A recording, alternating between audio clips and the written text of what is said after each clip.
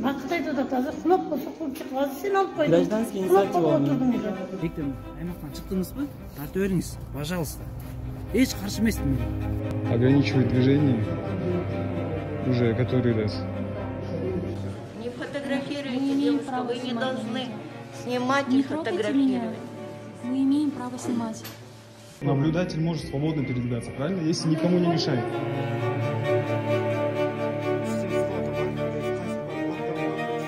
Говорят, за линию зайти и никуда не передвигаться больше.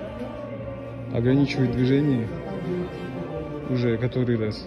Барды мыйзам чегинде болуш керек. Азыр сиз на Мыйзамда основании мен дагы, сиз дагы баш ийиңиз. На основании деп мен сизге айтышкым келбейт.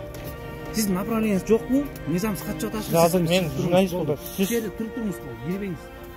Но у нас же гражданская инициатива, я имею право быть здесь. У вас нет прав меня выгонять.